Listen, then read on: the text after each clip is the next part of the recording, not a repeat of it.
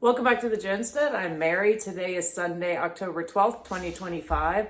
And today I wanted to hit on some stories that I came across today regarding the automotive industry in the United States. And the automotive industry has some really serious financial issues. And first off, I'm going to start talking about Ford. And if I had not heard about this, but on September 16th, which was about a month ago, there was a fire at the Novelis, Oswego, New York aluminum plant. The fire leveled the plant's hot mill, which the facility's primary aluminum sheet production. Now, this plant produces 40% of the aluminum sheet used by the U.S. automakers, and it will be offline until early next year. So they're going to be losing 40% of their aluminum sheet production. Ford relies on aluminum for the F-150 pickup, and other impacted automakers include Toyota, Hyundai, Volkswagen, and Stellantis. Ford is the most impacted, though. And as a result of this, Reuters is reporting that this is expected to affect production of Ford Motors F-150 truck for months, and the automaker is going to take a $1 billion hit from their earnings, which is significant because that's just one aspect of what Ford is dealing with right now. Also, Ford is reeling from seemingly endless recalls, and this one, recalls and set a record issuing its 89th. I actually saw that it's now at its 90th recall of the year, but it was 89 as of July, according to The Street. And also, according to CarBuzz, just the fuel injector recall will cost the company $560 billion, and that's just for that one recall. And then on top of that, and we're just talking about Ford right now, Inc. Business reported that Ford is projected to incur losses of up to $5.5 billion in 2025, following a $5.1 billion loss in 2024. And Inside EV reported there were three factors contributing to the losses, one being high investment costs. And they said specifically the transition to electric vehicles is capital intensive, requiring substantial investments in technology and production infrastructure. Ford has been scaling back its EV investments, cutting about $12 billion in planned expenditures due to these financial pressures. And number two, market dynamics. Increased competition and consumer reluctance to pay a premium for electric over gas cars. And I would add, as a personal caveat, maybe Ford, maybe they would be well served not to shove the electric car down everybody's throats. And it also is, to me as a taxpayer, is annoying when they're getting tax breaks, and this whole electric car technology is just, the taxpayers are paying for it, and they're forcing the automotive industry into this, and also claiming how it is so much greener for the environment when there are many aspects to it that state that definitely support that it is not. Additionally, they're expecting a 50% drop in sales after the $7,500 tax credit has ended. And then the third are production challenges, and which the production challenges are just basically keeping up with the infrastructure, and then the supply chain demand. It says Ford Motor Company announced it will release their third quarter 2025 financial results at 4:05 on Thursday, October 23rd. So it'll be interesting to see what their earnings report looks like. And Ford, I'm not just picking on Ford. Ford isn't the only one facing strong headwinds. Also, according to Wall Street numbers, GM's annual total debt is at an all-time high at $130.95 billion as a result of their EV gamble backfiring. and their third quarter earnings report is scheduled for Tuesday, October 21st, 2025 at 8:30 a.m.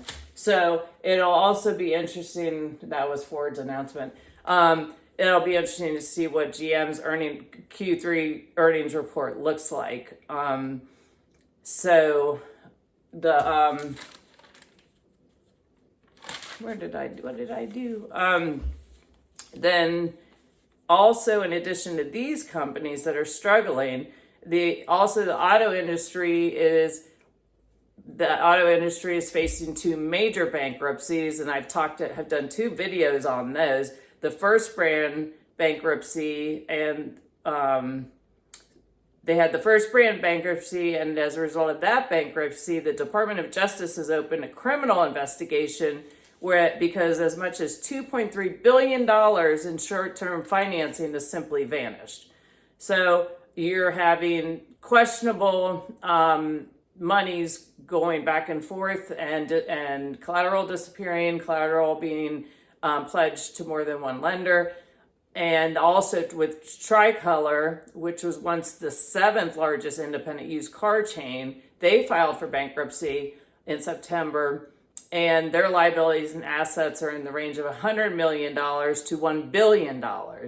And they're accused of a $200 million loan fraud scheme. And they specifically were getting loans and basically using the same assets to get different loans. And so now you have banks are all, number one, they're looking for the cars. And number two, you have multiple financiers trying to claim that one asset back. So that's not a good thing. And that does not show a level of stability and integrity. And also, First Brands also is a huge automotive supplier, if you're not familiar with them. Very big company. And so these financial issues indicate a significant lack of stability in the industry, as I said, and the bankruptcies have far-reaching ramifications and are exposing risky lending practices. And this just, I keep seeing, these are just red flags. I just keep feeling like we're going to be doing a repeat of 2008. It's going to be a whole different ball game, but underlying some of the same issues as far as the lending practices. And I'll remind you, in 2008, GM got bailed out with $64 billion to rescue the company, and an additional $18.7 billion to save their auto lending affiliates. A lot of this was subprime lending, and Ford got $5.9 billion loan in 2009, and they claimed it wasn't a bailout, but why is the government giving them money anyway? And then Chrysler got a same deal as GM. They got $64 billion, and then 18.7 that went to their lending affiliates. So the auto industry it seems primed. It seems like a repeat, Groundhog's Day, primed to crash. And, also the ramifications of what comes out of those bankruptcies and the big players that were on Wall Street.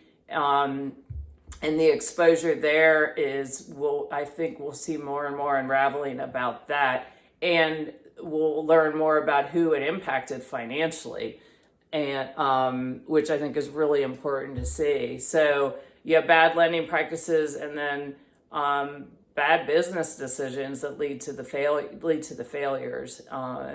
And I think they need to let them fail. I'm hoping we're not going to see government bailouts. Unfortunately, it seems to be the trend.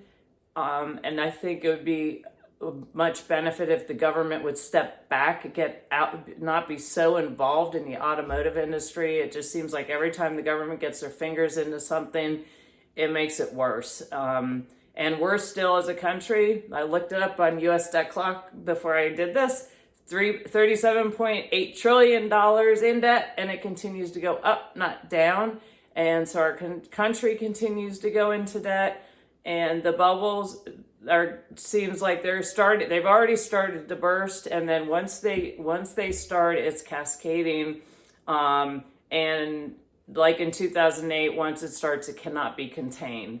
So what do you do? One, the reason I'm sharing this with you once again is not to be doom and gloom, but so you're aware of what's going on, and so you can be better prepared for your family and get out of debt. So, make sure that you have backups, and because again, with these, anytime you have a meltdown, it can affect, you never know if a bank's going to go under and you can't get to the bank or you can't get access to your money. So keep some money outside of the system, and always be prepared. We've had, there's some pretty significant nor'easter going up the East Coast right now and coastal flooding.